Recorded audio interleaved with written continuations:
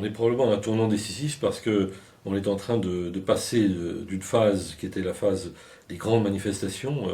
qui ont été d'ailleurs un succès tout à fait étonnant parce que en fait la mobilisation ne s'est jamais démentie, à une phase disons de mouvements qui sont plus sectoriels et qui vont frapper sans doute des points stratégiques de l'économie française, c'est les raffineries, c'est les transports. Et de toute façon, donc, c'est une phase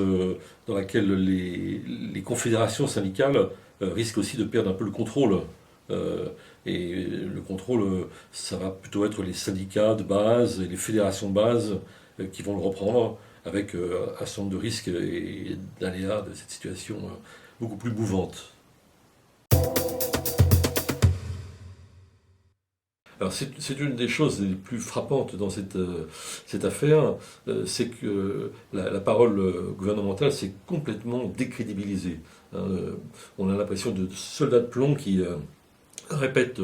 jour après jour et heure après heure toujours le même discours, un discours, les éléments de langage, comme on dit au Quai d'Orsay, hein, appris par cœur. On a l'impression qu'on a affaire à un communicant unique,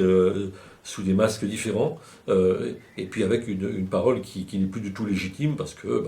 à force de dire aux gens qu'il y a eu une concertation très vaste avec les syndicats, tout le monde sait que c'est faux, à force de parler de recul sur la pénibilité, alors qu'on sait que la pénibilité n'est pas du tout prise en compte, de parler de débat au Parlement, alors que le débat a été estropié, mutilé. Donc plus personne n'y croit, et du coup, et en plus, de façon quasiment risible maintenant, quand on nous dit qu'il n'y a pas de problème d'approvisionnement de carburant, par exemple, alors que les gens peuvent constater à toutes les stations-service que ça devient de plus en plus difficile, vraiment, la parole politique est mise en cause, et elle ne vaut plus de tripette, en somme. Hein. Alors, bon, qui est visé, c'est un petit peu la résultante de toute une attitude politique et de tout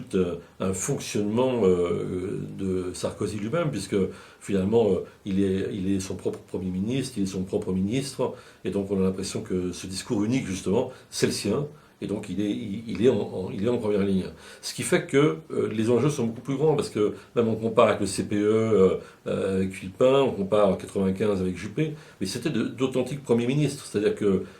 quand ils ont été défaits par le mouvement social, c'est eux qui étaient défaits. Et le président de la République de l'époque, chaque fois d'ailleurs c'était Jacques Chirac, ils ont resté dans sa position un peu majestueuse de roi fainéant à l'époque à l'Élysée.